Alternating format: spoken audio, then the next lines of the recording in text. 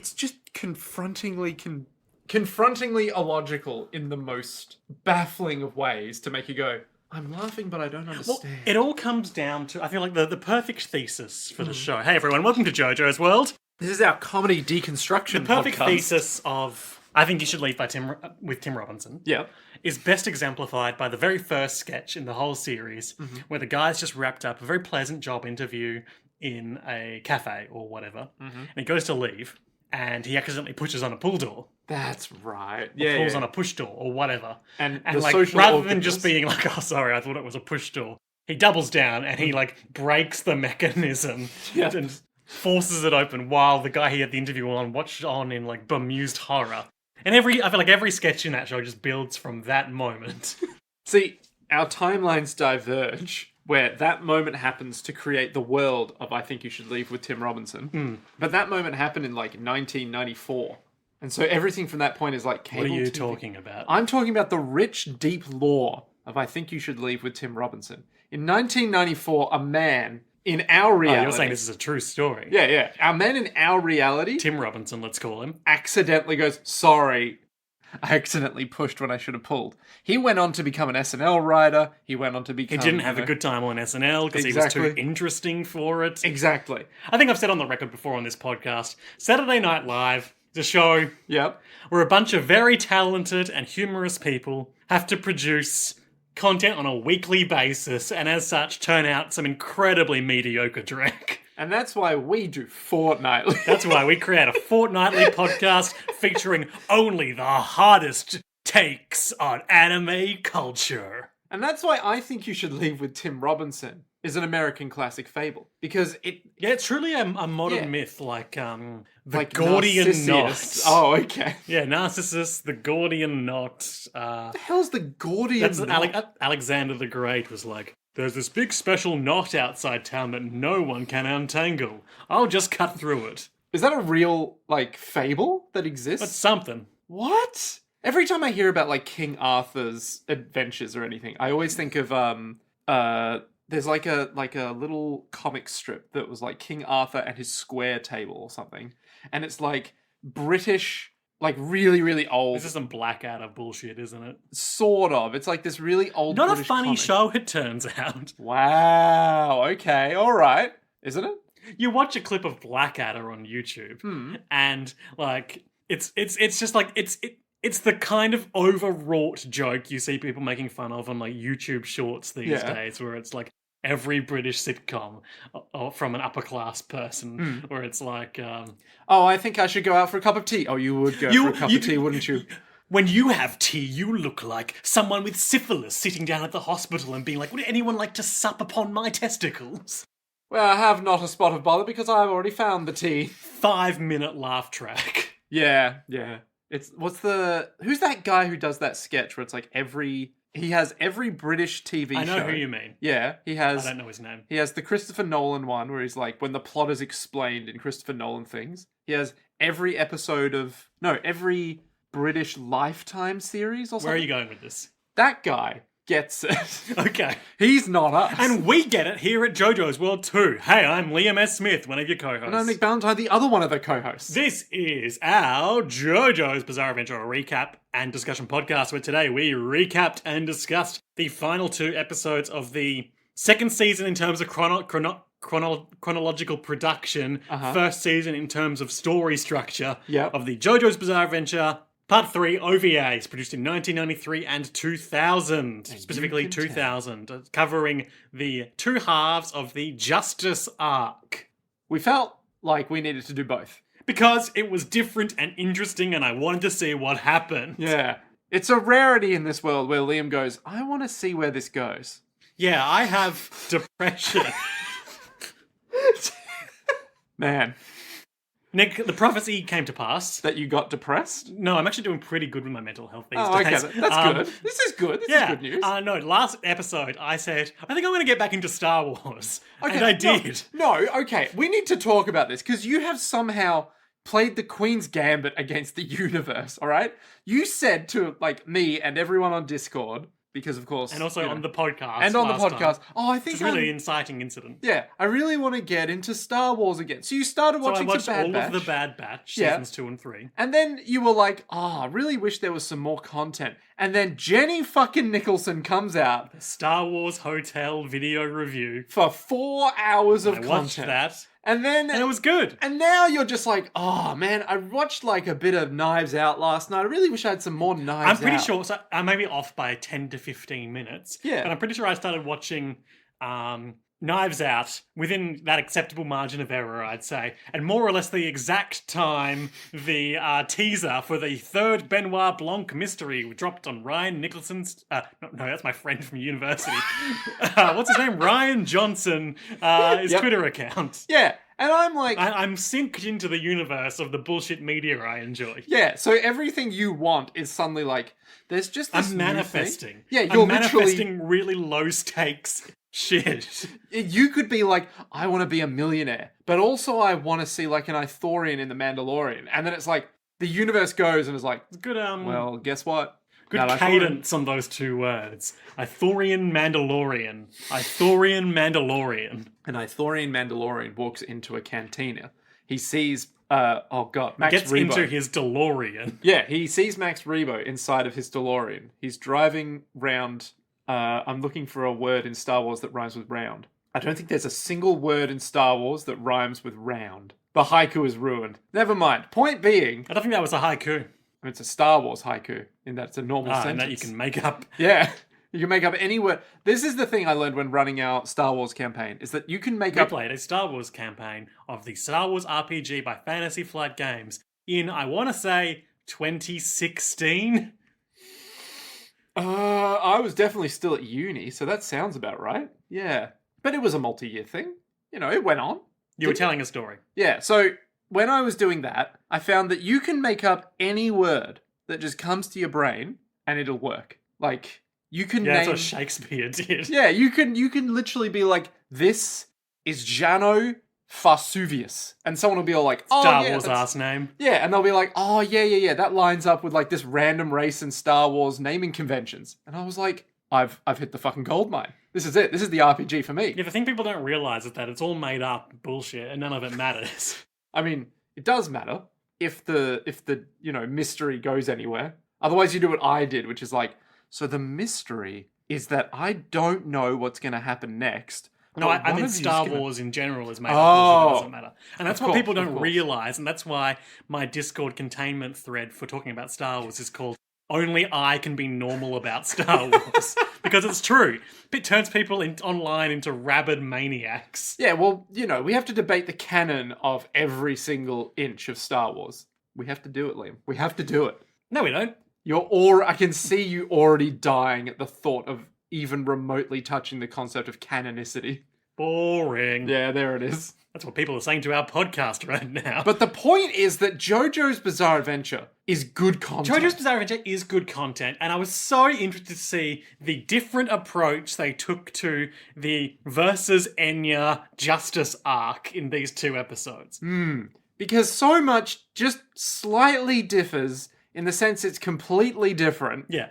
So, things that are the same, first of all, is that we open with the shooting Dio chapter that occurs much later in the manga, but is more or less recreated beat for beat here. The difference being that it seems to be a dream or flashback Whole Horse is having immediately after he rode away from the others. Instead of actually being there. Instead, so I think, if I recall the manga correctly, after this arc in the manga, after Justice, Dio goes back to Egypt, decides he's going to shoot... Whole Horse goes back to Egypt, decides he's going to shoot Dio, is awed by his power, and is like, well, I guess I'll team up with Boingo to try and kill them. Oh, man. Are we going to see Oingo and Boingo in this OVA, do you reckon? I can only hope. I'm scared regarding what the art style will translate into. Yeah. Ooh. And then we go right into Whole Horse arriving at Enya's hotel. Yeah, in the bar. Yeah. And as we discussed last week, Enya appears to be like a young hot, beautiful woman. She's got real Kalashnikovs on her. You know what I'm saying? I don't. She's got real MG41s on her.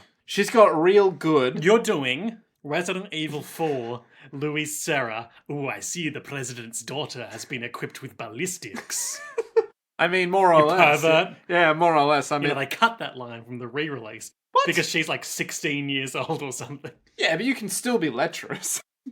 Jerry Seinfeld ass Resident Evil character. What's the deal with oh god, Dating a high schooler. Yeah, what's the deal with that? I do love in the original RE4, just at the end when Leon is just riding away, and literally she's like, "Hey Leon, do you want to come back to my place?" And he's like, No. "Sorry." I'll get my working with children card revoked. Yeah, he's like, "No, I don't think I want to do that, you dumb bitch. I have someone else in mind." And then immediately gets rejected by what's her face on Ada the radio. Wong. No, not Ada Wong. Ingrid Hunnigan. Is that the yeah, that's the radio lady. Yeah. He's like, "Hey, what about a date?" And she's all like, "Huh, maybe, but unlikely. You've got work to do." And he's like, "Oh no," or something like that. I can't. Hang on, I've got Solid Snake on the other line. Hunnigan, do you want to go on a date? We could eat some frogs that I collect from the Siberian wilderness. Siberian wilderness? It doesn't matter. Siberian wilderness. Man, I'd play that Metal Gear Solid game for sure. God, so many images, Liam. I take about 500 photos of a half-hour anime episode per podcast. We watched 2 today, so Saying it's that about out loud 1,000 is- photos here. Oh god. So yeah, Enya, beautiful. Beautiful. She's got gams for days. She has the eyes of a succubus looking for flesh to consume. She's got those Shinigami eyes. She's got the eyes that would remind you of like your. She can see when Whole Horse is gonna die, and it's minutes from now.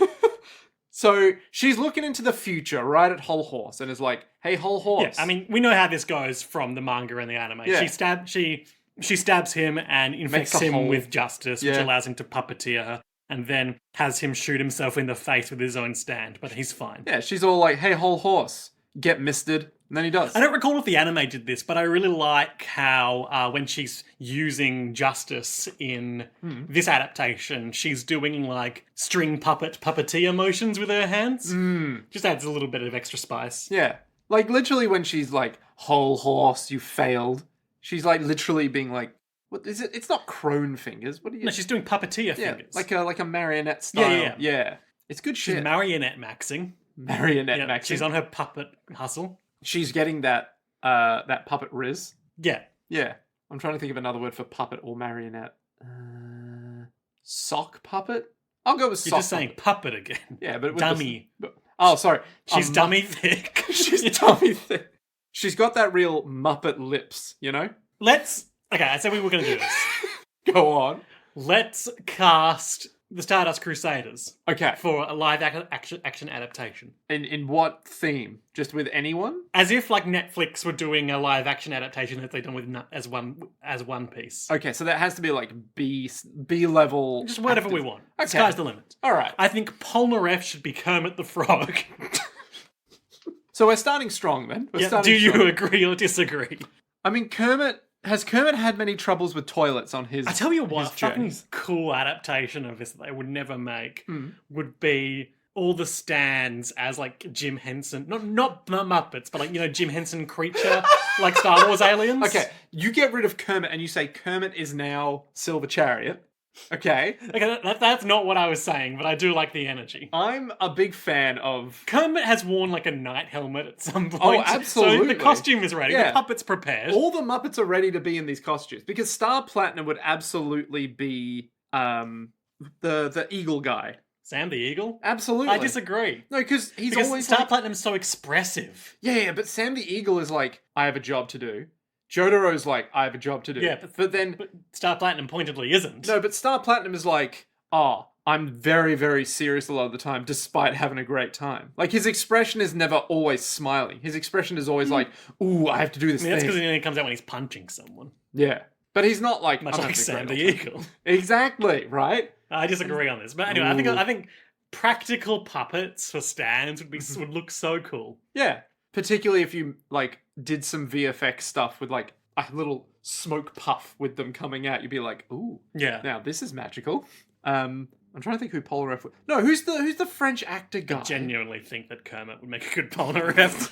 Who's the French actor guy from Black Swan, the ballet teacher? Oh, I haven't seen Black Swan, sorry. Who's the French actor guy from that French film that we watched in English about... Le Samurai. Was it Le Samurai? No. That was the old French film. I'm talking...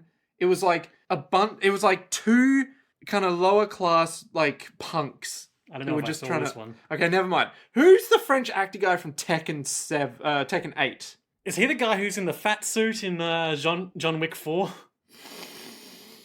It might be. Hang on, I'm looking him up. Mads Mikkelsen as Avdol? Yeah, no. As Joseph Joestar. Ooh. Different take, but I think it could work. Yeah, okay. So in the sense that he's just like, he's the dad. But he's a granddad now. Mads has big dad, but not granddad energy, I would say. All right, I don't care. We went back and forth on this while we were watching, but I think specifically for the design of Jotaro we were watching in the OVAs today, I feel like Adam Driver is a good fit. Adam Driver. He's got that same lank hair. No, you don't want Adam Driver as Jotaro. Like, it doesn't make any sense. It works for me. No, you need Timothy Chalamet as Jotaro.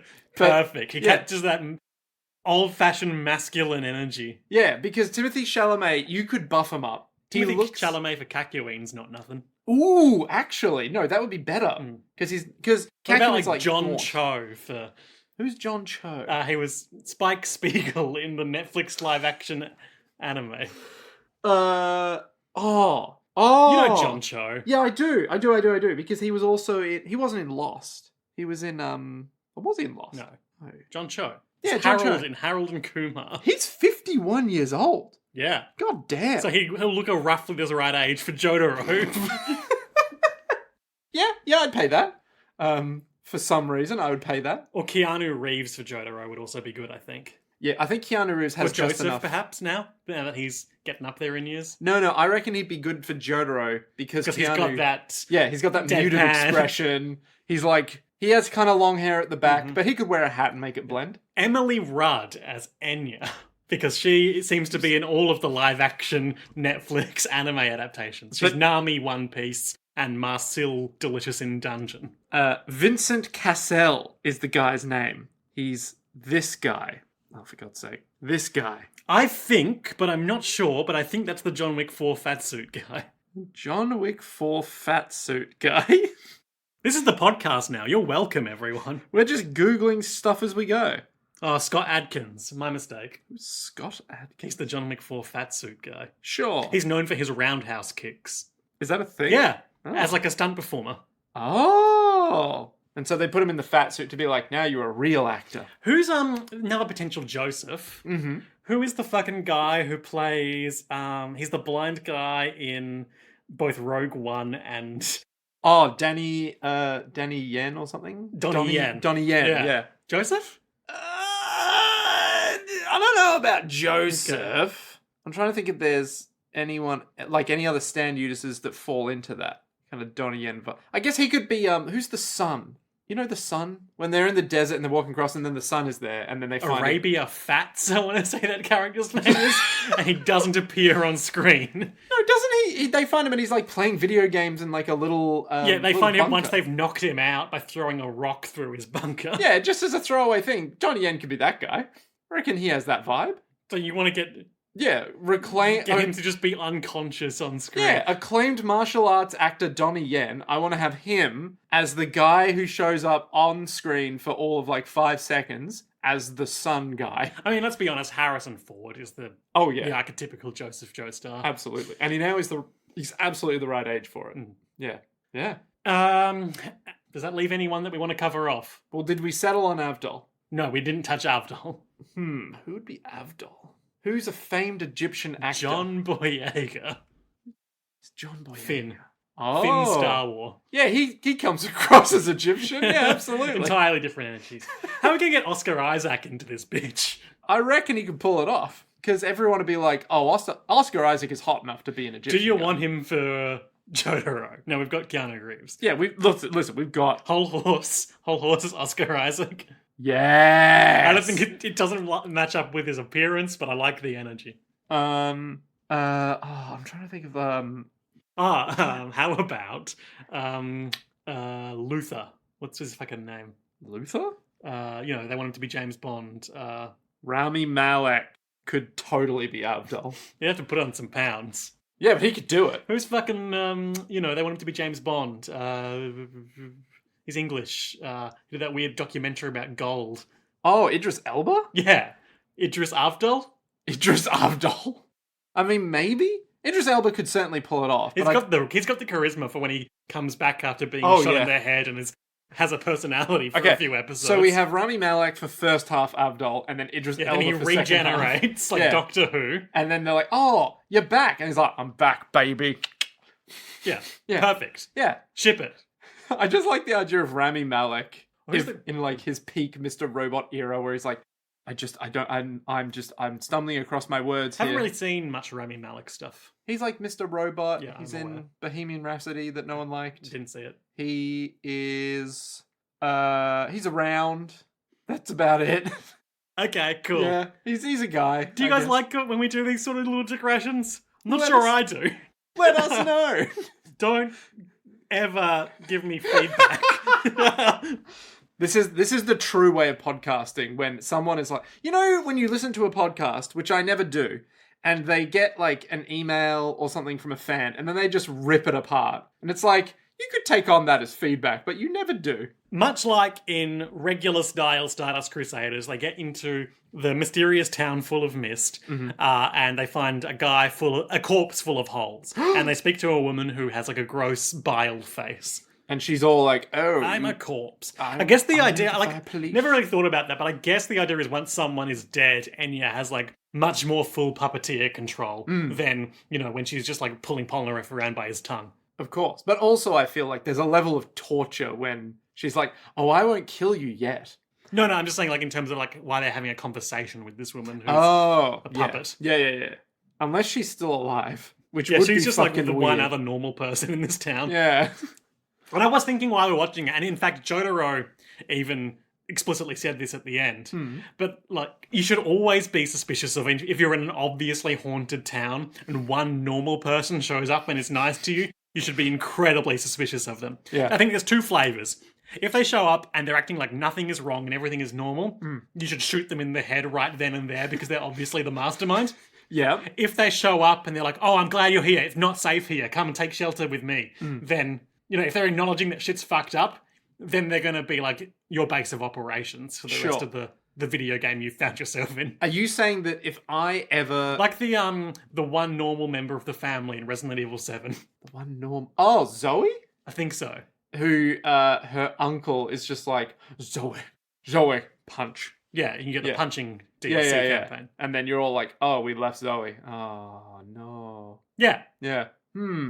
Yeah, I guess I didn't really want to team up with Zoe, though, because she's also very suspicious. Did you not get the vibe? Well, you doomed an innocent woman, Nick. Yeah. Well, I mean, look, it's fine, but like, yeah.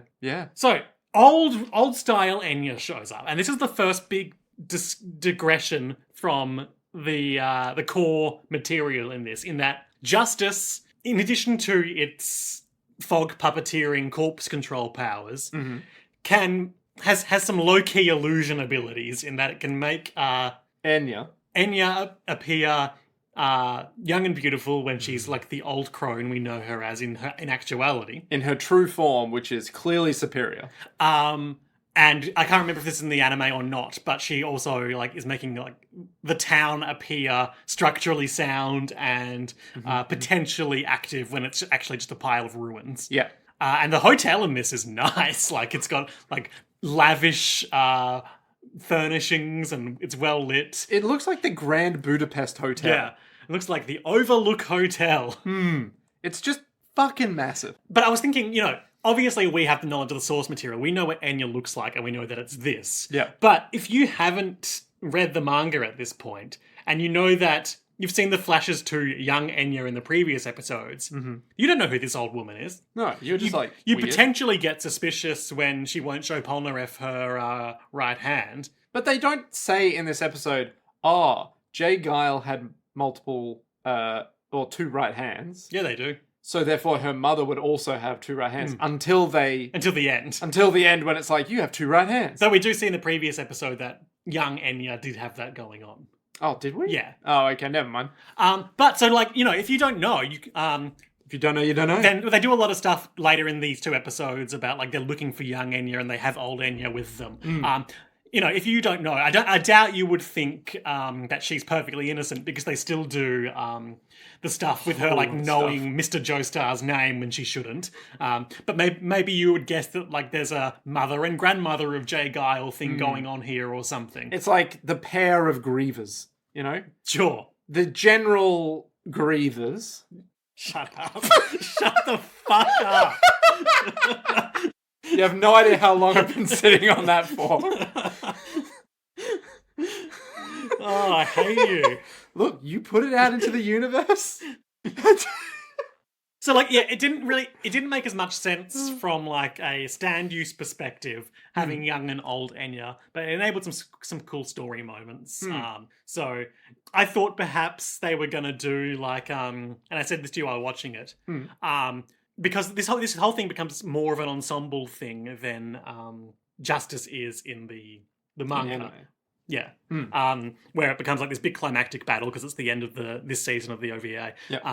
Which I like for a lot of reasons that I'll get into in a sec. But I thought they were going to do everyone else is dealing with zombie apocalypse shit while Polnareff is running around with this beautiful woman trying to keep her safe in a similar vein to how they do the Empress. Joseph is dealing with this horrible parasite while Polnareff thinks he's going on dates with this woman who is the stand user.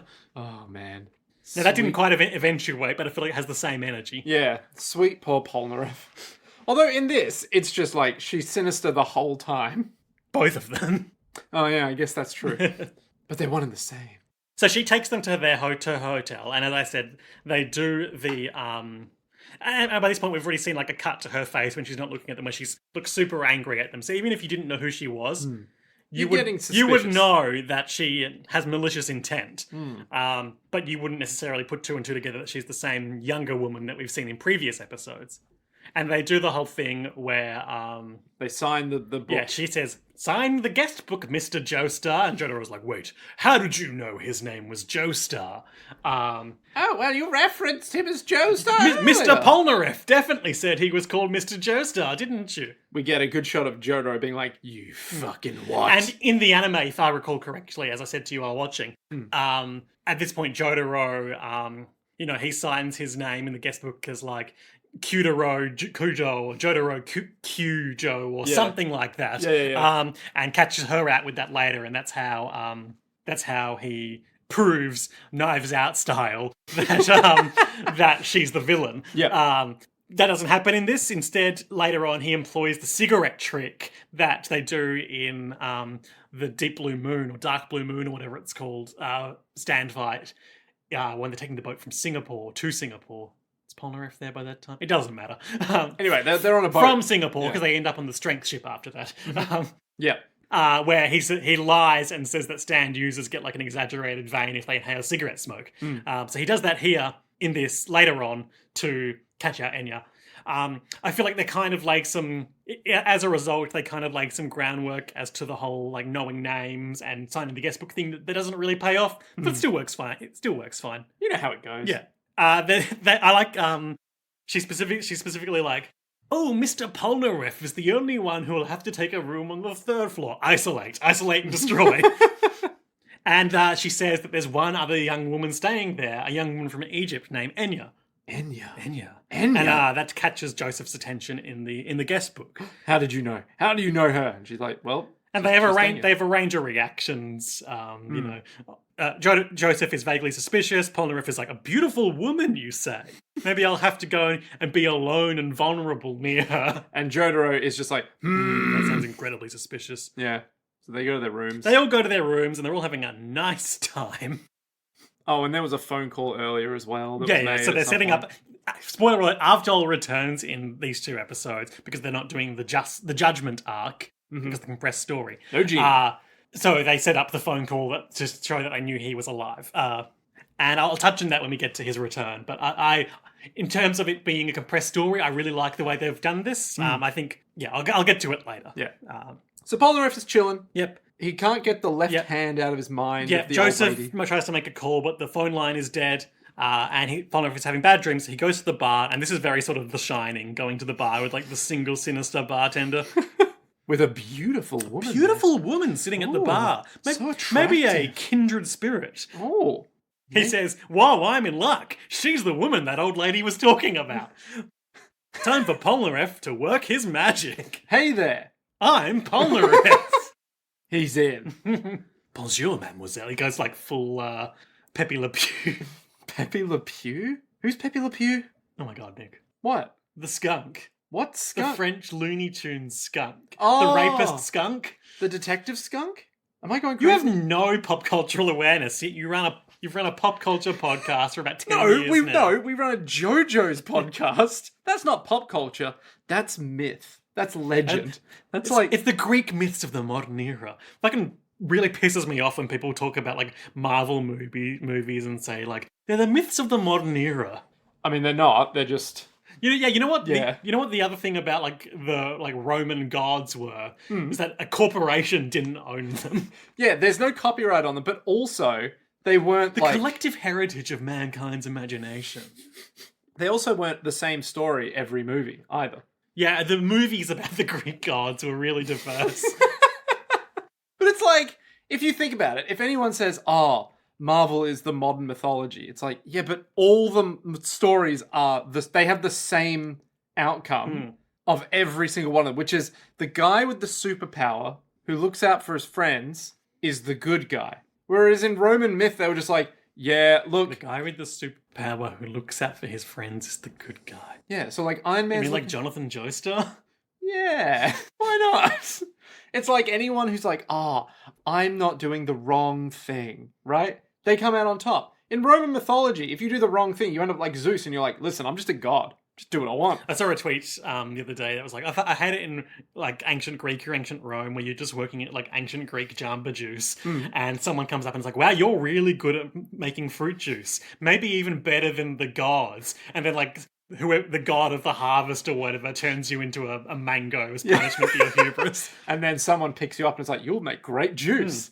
It's ironic. What's the parable of that narrative? Don't respect your juice. Respect the god. Respect the god. They'll fuck you up. That's basically the moral of every Greek myth involving humans. Do you reckon there's someone like Odysseus didn't like pay appropriate tribute to Poseidon, and so like he had to get fucked up. Yeah, he got fucked up on the journey home. Yeah. Do you reckon there were people like us back in Roman times? Podcasters? Yeah, who would just be like, you know what, all these fucking god stories are the same. They keep telling us to respect the gods because they're all powerful. You know, like, that's not really myth, is it? The real myths were the stories of the Babylonians. That's good. There's a recurring joke in some of the Discworld books where anytime someone questions like the primacy or the existence of the gods, they get struck by lightning. And it all culminates in the Golem Watch story, where eventually after having achieved a measure of self-determination, one of the golems is like engaging in religious debate, and because it's a like invincible stone golem, when it gets struck by lightning, it's like, I'm still awaiting your response. So is it like they get struck by lightning and die every time? I mean, you know, they take the appropriate amount of injury for being struck by lightning, and they're like, you know what, I'm going to shut my mouth. Okay, all right. So then, do the gods actually exist though? They do exist, and there's reference to like the mountain in the center of the disc where like, you know, the sort of halls of the gods are, but they rarely if ever figure into the actual stories beyond like little side jokes. I don't know why, but for some reason in my head I can just imagine the gods sitting there and then they listen to other people going, nah, that god doesn't exist, and then you're shut up, and then just hucking a that's lightning literally bolt. it. But like that's the joke. But it's such a like just that reaction. That's how you spend your day. Yeah, like that's such a stupid... That's the divine equivalent of like name searching yourself on Twitter and picking fights. Just being like, Nick Ballantyne on Google search. Shut up! And then just commenting back and them going, oh wow, he has a really good point. So it's nighttime in the hotel now. Yeah. And I really like, as I alluded to earlier, it's more of an ensemble piece in this episode than the very Polnareff-focused, although Jotaro ultimately wins it, of course, justice of the anime. So we've got Kakyoin and Joseph like moving around the hotel being like, something just feels off. And there's no one around in the town. And eventually, as he's been there speaking with Enya, and they're both talking about their quests for revenge, the bartender behind the bar raises his ice pick and goes to stab Polnareff with it, and Silver Chariot emerges behind his back and like parries it repeatedly. Because he's just like a zombie puppet, the bartender is just like trying the same stab over and over again. It's just not, it's so good. I mean, an element of it is obviously like using the repetitive animation is much easier than actually paying for multiple bespoke animation stabs. Yeah. But the way he's just like mindlessly trying to stab him in the back is so funny. Have we, at this point, has whole horse fallen out of the closet? No, this happens like immediately after, I think. Yeah. Oh no, sorry, it's immediately before, because that's why he's got his back turned, because he's looking at Whole Horse on the ground, who is like, Whole Horse is like, ha! Well, first he's like, run! And dying. But then in the transition between the two episodes, he's like, what kind of idiot would kill himself with his own stand? After, it being implied he shoots himself in the head earlier. Yeah. But then he just like collapses in a pile of his own blood anyway. So then Polnareff turns around and is like, wait a minute, you're not Silver a Chariot beautiful woman? cuts off a bartender's fingers. Yeah, but not the whole hand. Just the fingies. Just the fingers. Although possibly my favorite bit of this whole thing, it might be my highlight, is that when the bartender goes to get back up again, we just see the little nub of his hand now, but no fingers to like grab onto the bar with, and he just lifts himself, which is great. A bunch of zombies burst into the room, and Enya reveals that she is the mother of Jay Guile. It's like, my stand, justice that controls the dead, and the hundreds and thousands of zombies will kill you. Ha ha ha ha. Oh my god. It's good. It's good stuff. Yeah. And then she's like, look, I have 2 right hands. How dare you kill my son? And she starts doing her weird marionette marionette fingers. It's like the upside down version of the thinking fretwork Nick was doing last episode. Yes. And then we get into the second episode, which, as I say, it goes radically different places from the anime. So Whole Horse collapses in a heap. Yep, and he is not relevant to the rest of the episode. He just disappears. All of the zombies unveil their sharp, long tongues, which I do recall happening in the anime, but they seem much more pronounced in this version of it. Yeah, much more like the Thing-style tongues than... Thing-style? I don't remember long tongues in the Thing. I don't think there probably would be, but they're... Like, the Thing had a lot of long tendrils. Short body horror. Ad hoc mutations. Yeah, as opposed to just like, it's pointy. It's like, no, this is like too long. It's like a Resident Evil liquor. Yes, or a Left 4 Dead liquor. No, but the reason I say the Resident Evil one specifically is they use their tongues as like a piercing device, not just a grabbing one. Ah, like the Regenerado from Resident Evil 4. Your favourite enemy. I hate them so much. I hate them. Didn't traumatize you at all. I hate them so much. You definitely picked up the essential piece of equipment you needed to fight them. Oh, every fucking time I think back on that, I'm like, the real scar was that I didn't pick that up. Like, I could kill all those Regenerados, but the fact I didn't pick that up is like, how do I kill them? How do I kill them? Oh god. Polnareff runs and hides in the toilet, as per the regular story. Yep. And he has the moment where he's like, oh, why do bad things always happen to me in the toilet? But I don't think they've set that up at all in the OVA. No, I don't remember anything. Just Polnareff revealing his secret bad toilet backstory. Now, it has been... Maybe he still encountered the hanged man in the toilet, but they didn't do the whole, like, hog in the toilet thing that sets it up in the anime, I'm pretty sure. There was no funny, oh no, this toilet's a bit strange. I think I also had, like, the encounter with Ebony Devil, like, he was in his hotel room, but he might have been coming out of the toilet there. So, yes, the Polnareff toilet motif still technically exists, I guess. You know how it goes. Yeah.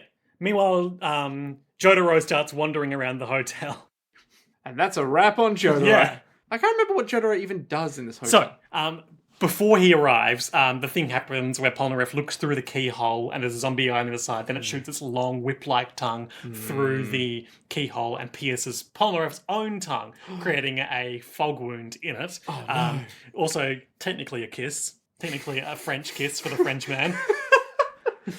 Was it a kiss or was it just a little scritch? You know, like a little scratch across the... Because, I mean, if we're talking about, you know... It doesn't matter. Anyway. So he gets his whole... He gets his whole face jacked. Yeah. And he's gonna have to lick the toilet. And we know how this goes. Yeah. The toilet in this adaptation looks especially disgusting. Like there's actually depth to the caked on There's shit. literal excrement there that you're like, oh god. I do love the desperation as he's getting dragged into the room. Yep, and it's, as I think we may have coined our version of this, or our podcast reenactment of this joke way back in the day, it's, lick the toilet, Polnareff. Just lick the toilet. It's not even that I don't want to lick the toilet. Just lick the toilet. Lick the toilet, Polnareff. Etc. And that goes on for a while. Then Jotaro wanders into the bar and is like, hey, I'm looking for my friend Polnareff. He's kind of an idiotic Frenchman. Have you ever seen him? And he's all like, Jotaro! I've never seen him. And he's like,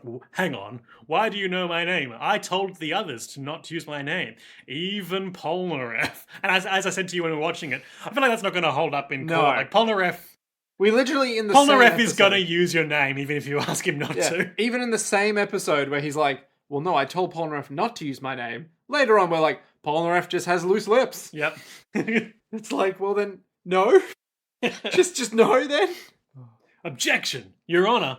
He's got loose lips. The witness is clearly an idiot. I mean, that's going to solve 90% of cases in Phoenix, right? What about this new autopsy report? What's an autopsir? Who were they? Mortician? Yeah, the mortician. Autopsir. Sir, it turns out the mortician was an idiot. Autopsir.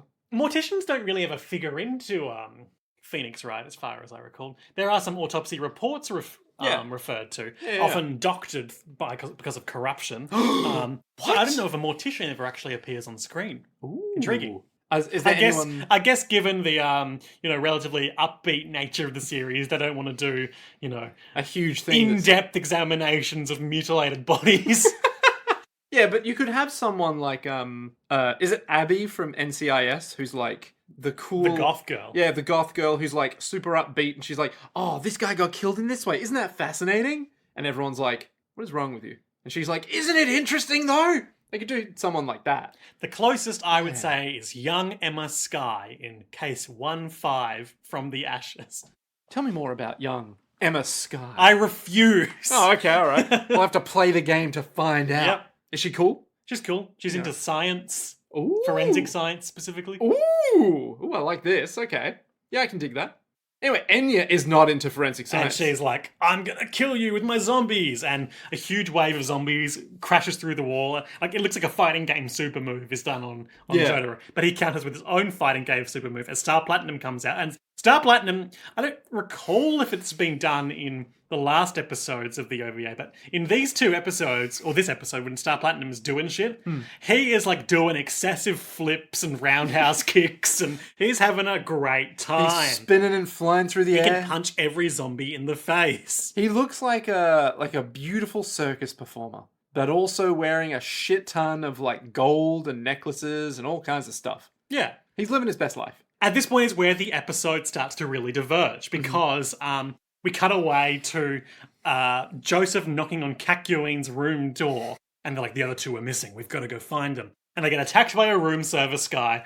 Kakyoin uses his psychic powers to smash him against the wall with tendrils, and then all the other hotel doors open and more zombies come out. And we're doing like a sort of Night of the Living Dead thing. Yeah, so they just like run away, get out the foyer, and they're like, oh, we gotta go. Yeah, meanwhile, Polnareff is being dragged away by Jotaro. They jump through a window to escape. They get into the foyer, they see old Enya seemingly being attacked by zombies, and Kakyoin rescues her, and they all escape onto the rooftops. Yep. With their magical powers. Now, at this point, they all see the big miss. Yeah, of and justice. It's the huge, like, Andros head and hands of justice. And it's just like... Yeah, it's as I alluded to earlier, it's a much more group-based, but also, like, end-boss climactic version of the same fight. Yeah. I had some notes I wanted to refer to when this came up. He's written things down. Yeah, so I think I mentioned earlier, Enya's got a lot of build up as sort of Dio's mystic advisor in the early parts of this story, which she goes out relatively early on in part 3. And that forms an important part of Polnareff's revenge tragedy arc. But that also kind of means that a character that gets a lot of build up just goes has away. an unceremonious defeat. Yeah. So I like, especially given the compressed story structure of the OVAs, I like the way they've given her more spectacle. Yeah. And the fact that they, as I alluded to earlier, have combined the Avdol return into this, that further compresses that same revenge arc exploration. But given the reduced time they have to work with, I think these are all good creative decisions. Nice. Okay. That's all I got. So as I said, they escape with Enya onto the rooftops on Kakyoin's back. Old Enya, who they don't know is the villain at this stage. Yeah. I thought when they were doing that, perhaps she would, pull out a pair of scissors like she uses in the anime and stab Kakyoin or something. She doesn't do anything while she's up there other than obviously controlling the stand. Yeah, she's just sort of to them. Yeah, she's just waiting for her time to escape, I guess. Yeah. But ultimately she's up there so that Jotaro can do the cigarette trick on her. Yeah. So I feel like that could have been capitalized on in a bit more interesting way, but still cool diversions. It's such a stupid thing as well, because while they're up on the roof, little old Avdol comes back. Well, okay, so Polnareff gets repeatedly grasped by the huge fog hand of justice by his tongue, and it's going to be like thrown to the ground or smashed into walls, and as it reaches up to bite his head off or whatever it's going to do, a huge explosion in the shape of an ankh hits the fog, and we're all like, oh my god, Avdol's back much sooner than we expected. Because remember, we've been talking a podcast or two ago about how they don't seem to be doing the Judgment episode, so I wonder if Avdol's going to come back off screen or not return at all, and he's back, baby, and it worked. It really worked for me. Yeah, because it's massive fucking fire versus massive fucking mist. Yeah, the thing is though, once he comes back and does that big explosion, he doesn't actually really do anything other than light Jotaro's cigarette, which is crucial. But, I still appreciate the overall moxie of it. Yeah, it's such a stupid bit as well, because they get the mist back first, and then the head reforms, and then Jotaro just pulls out a cigarette. It's like, Avdol, give me your light. Avdol's like, what? He's like, Avdol, the light. For my cigarette. He's like, oh yeah, sure. Does it, jumps over to Kakyoin and goes, you're Enya. Yeah.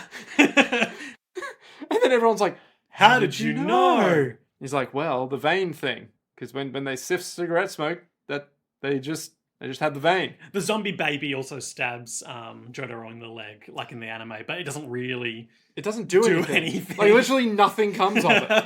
It's like, gets stabbed, and then he just goes, you know what? I'm gonna win. I already won. That's it. But then, Kakyoin fires off an emerald splash at the fog monster. Like, they're all doing some shit, and I like the way it works as a mid-boss climax. It's a real collaborative effort between Jotaro and Polnareff. In the sense that Jotaro is the one that does something, and Polnareff is bewildered. And everyone else chips in too. And I like the, slamming doors behind us zombie apocalypse elements of the in-hotel phase too. Yeah. So, I think Jotaro just sucks up justice. Like in the anime. Enya gargles and dies. She doesn't die yet, but she is defeated. Yeah. And then we just get the weird, like, ooh, how did Avdol come back bit? I think that's what happened next. I'm just skimming through my roughly 1,000 photos to make sure we get this right. Well, if you could skim faster. Well, if you could just shut the fuck up, I can cut all the silences. Mate, I will never be silenced when regarding the narrative of JoJo's world. You mean the narrative of these scripted podcasts we're creating? What are you talking about, scripted? Man, I remember Eric Andre? Yes. Of the Eric Andre show. Yes. He was saying... Featuring Lance Reddick sometimes. So, this is the weird... Well, I say weird. He was saying that because they did that bit, it's his biggest regret. What bit? The Lance Reddick bit. Oh, okay. Which bit's that? Explain it to the listener. So, the entire premise of the Eric Andre show is they get celebrities on who think they're doing a talk show, but are in fact coming on to be psychologically tortured. Okay. So, they film them for reactions and whatever. What happened in season 3 or 4 is they got Lance Reddick to come on, but instead of doing their normal, hey, we'll bring him on and we'll prank him, they brought him on just so he could do a bit And so everyone, as soon as they saw that, were like, oh, so it's fake. And Eric Andre was like, as soon as we did that bit... What was the bit? The bit is Lance Reddick gets angry at Eric Andre, punches the desk that Eric Andre is on, and Eric Andre is like, oh my god, he's an intense dude. And then he comes out in the slave uniform from Star Trek. I was really hoping you were going to say Star Wars. And then he starts clinking the chains, and then he just keeps going, I wish I was LeVar Burton. I wish I was LeVar Burton. Where's my iconic slave role? And then he basically is like... Right, works on doing the voice. Yeah, it's a great bit. It's you should absolutely watch it because it is 10 out of 10. But that was all scripted, obviously, because they need the costume and all that. Yeah.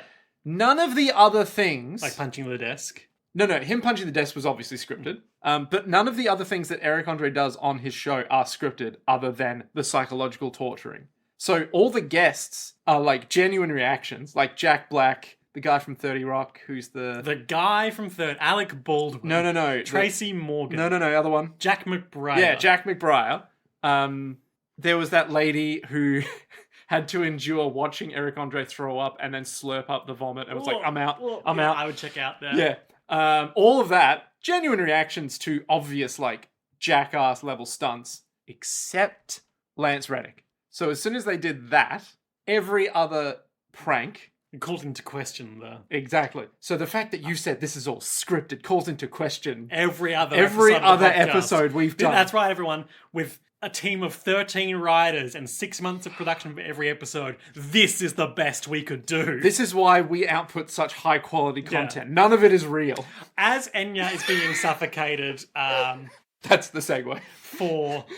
By Jotaro inhaling her stand. Yeah. She's on the back of a zombie here, and she's like, as she is suffocating and falling back, she's also pulling on his face, like opening of Super Mario 64 style. It's a nice touch that I really like. Oh dear. And then she just like falls off. Yeah, they've won. All of the zombies disappear or fall to their inert state. We do The Shining and everything turns to mist. Was anything real to begin with? Not yet, because... Foist, her flesh bud explodes before they can question her for info on Dio. And then she dies before they can get any real information. Unlike in the anime where they take her to like the next town and Dan of Steel reveals himself and explodes her flesh bud. You remember Dan of Steel? Oh, how could I forget Dan of Steel? What was his stand? I can't remember. It was The Lovers, where they put a parasite in Joseph's brain. Yeah. One of 2 parasite-based plots he has. Yeah, but also that one was far more satisfying to see this absolute fucking asshole where it's like, hey, guess what? I guess that's ultimately the biggest crime of these OVAs in that they are, I guess, robbing us of Jotaro giving Steely Dan his receipt. And being like, it's payback time, baby. Yeah. With interest. This reflects what happens in the anime as well, but Avdol explains that, yes, he did get shot in the head, but just as the bullet was going to hit him, he got stabbed by Centerfold, Jay Guile, and jerked his head back as a result, so he only got grazed. Yeah. And that's what happens in the anime. But it just occurred to me on this watch of it that, you know, for these 2 assassins who are, like, Whole Horse says he works best with a partner, he really just fucked up the assassination attempt at the one thing he's meant to be good at, being back up to another guy. Yeah. Maybe Whole Horse is all talk. Yeah, maybe so. Like this Whole Horse guy, like he talks a big game, you know, and that big game that he talks is Soldier's Chess. But maybe he's not all he's cracked up to be. Maybe that's the real attack that Whole Horse has. His stand power is the ability to bluster, to be deadly confident, and yet ironically not commit deadly acts. I love Whole Horse. I gotta finish reading Crazy Diamond's Bizarre Heartbreak. Man, now that you said that to me, that's actually amazing. Like, he just fucked it up. He's just like, I work best in Later pairs. on, he shoots himself in the head. And he does that pretty well, but he's also like, yeah, but I was good enough not to do it fatally. It's like, well, that takes skill, yeah. And yet the one thing that you should be good at with a partner, because you say you're best with a partner, the partner fucked you up. Yeah, he's just kind of a fuck up that never achieves anything. Yeah. Anyway. And, you know, granted, most episodic villains only have one crack at it and fuck it up. Yeah. He's like a cockroach. He keeps coming back. Yeah. As cockroaches famously do. So yeah, then I think it was I think they just walk off into the flesh sunset. bud explodes Enya, and they're all like, wow, Avdol, you sure are still alive. And all of us except for Polnareff knew, and here we are at Egypt. And yeah, that's it. That's the OVA. That's the end of the 2000 produced OVA. Now we go to 1993. Yeah, if we want to keep on doing that next ep, let's decide off air and surprise everyone, because I don't want to bother having a debate about it right now. Yeah, we come back next time. It's like, guys, we have to talk about John Wick. Things on my short list that aren't that, if we do, could include G Gundam, The Witch from Mercury. Yep. An episode on Delicious in Dungeon. Yep. Trigun, obviously. Trigun. It's always the there. man with 3 guns. Sure. Golden Kamui. Oh, yeah! Fucking Golden Kamui! This is a non-exhaustive list of options we may consider, along with JoJo OVA, Iggy the Fool, and Gebs Endul. Wonder if I should make a short list as well. But I'll probably just forget it. Yeah. Because the whole list will just be Trigun. Oh, and Baki, of course. The Grappler. What a fucked up manga Baki is. I don't know, it sounds pretty normal to me from the things you've told me. Well, you've got Hajime no Ippo. Is that the new one? Boxing, I think. Yeah, that has the crossover coming up with Baki? I don't know. I know there's something very similar to Baki that has a crossover coming. You're making the fatal... I'm making the podcasters You're error. making the fatal mistake of assuming that I follow anime production seasons at all. I mean, I don't either. You'll die for that mistake. Emperor! Oh no. Shoot myself in the head.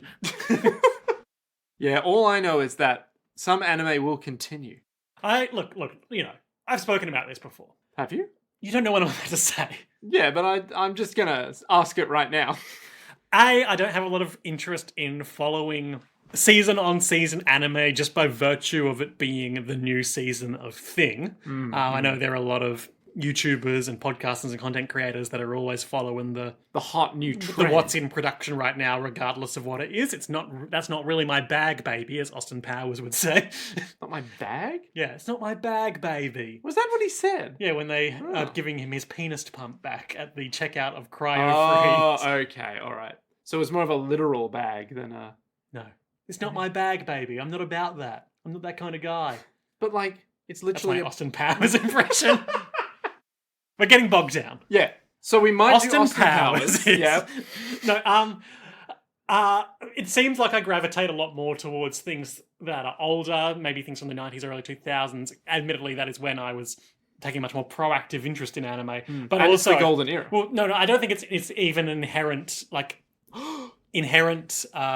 increase of quality from the old time or anything. I'm not taking that approach. I think it's just the things that we still know and think about from that era are those things that stand the test of time. Yeah. Yep. Samurai Champloo, Cowboy Bebop, Revolutionary Girl Lieutenant, Ghost in the Shell, Trigun, Akira, Jinro, the Star Wars anime, the Starship Troopers anime, Helldivers 2, Helldivers 2, Hi-Fi Rush, JoJo's Bizarre Adventure, Bethesda Gameworks, Fallout, Darkest Dungeon, Beauty and the Beast, Bold and the Beautiful, Muppet Treasure Island, the Zoom H4 microphone, the Howl's Moving Castle, Yamaha M3, Rosso, the IKEA Comdot desk, Lord of the Flies. We're just talking past each other now. Plumber.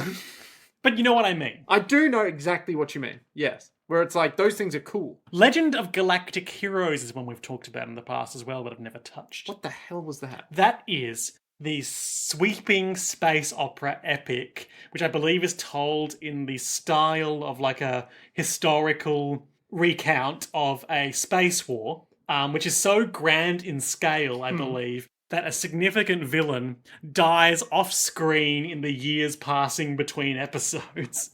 What? Okay, we need to watch this. We absolutely I've need to watch heard it's this. very good. That doesn't sound good, though. It sounds like... Hey, we loved it when that guy, Tanner, died off-screen of a terminal illness. Wait, which one? The blue-haired guy who was only around for like 2 episodes. Not the Rose guy. They're all Rose guys. No, not the Black Rose guy? No. In the final arc, there's the guy that's in a love triangle with Jury and the woman Jury's interested Oh, yes, the thin dude. in. Yeah. Yeah, Blue that hair. prick, yeah. Not the rose guy. Jesus Christ. Yeah, no, but anytime I hear like it's so big, because there's I think it's a famous German opera that got turned into a video game that's so grand they turned it into two separate video games, and it starts with like the king of the dwarves who subjugates everyone in the mines being like, I'm bored, I want a crystal now. I'm trying to think of what this could possibly be in terms of opera or video game. But it's just wild. Where are you going with this? The point is... You're talking about grand scale things where things happen on screen. Yeah. The point is that Dune, God Emperor of Dune, is not a good book. That's the worm one? Yeah. I mean, the worm guy one? Yeah, They're all the worm ones. It's the first one where he's a worm guy. And I'll stand by that. You'll stand by that's the first one? Because I didn't finish that book, and therefore it's bad. I read the Wikipedia plot synopsis for it. Oh, man. I understand there's a big worm guy in it. Yeah, that's Leto Atreides the second. He's all like, hey... Little... Fuck you. Little Atreides. Little Atreides the second, yeah. I mean, in... Ain't I a stinker? Well, colossal worm bulk. So, I'll have to talk about Dune another time, but... You don't actually have to with Oh, but I must. In the same way that I don't actually have to talk to you about Star Wars. Oh, but we must. Anyway, we should watch this grand scale thing. The Clone Wars, a good arc. No, we should watch this grand scale one. Legend of Galactic Heroes. Yeah. Well, listener, I guess we did end up talking about it on air, but we'll see if we stick to that decision. Yeah. We got... Well, I mean, we don't have to do it as a podcast, but we've got to watch it. And this is the only time I get to watch it. Well, the thing is, you can actually do whatever you want in your free time. I don't know if I can. We'll be back next time with Ruby. Please, let's not do Ruby. For God's sake, can we not do Ruby? I don't actually have any interest in doing Ruby. Quick rant. Nothing I hate more than the fact that Ruby is a sort of anime-inspired thing. So, we'll be back next time with Jen Locke. What's Jen That's Locke? Rooster Teeth's mech anime, which by all accounts is bad. Yeah, I'm not surprised. Because, like, Ruby was an anime show that held on to the trappings of anime, but then when that guy who was making the good stuff died, I want to say? Monty Ohm. Look, we've all seen H-Bomber Guy's video. Yeah, and it's just like, oh, God. Oh, Jesus. Yeah. So highlight, Liam. Oh, yeah, we do that. I mean, these episodes are loose. You heard the last one when you lived it. Oh, they are. But my highlight is the guy with no fingers. I guess my highlight is the way the two towers the characters were standing on bore a shocking resemblance. Oh. No, I genuinely loved so much of these two episodes.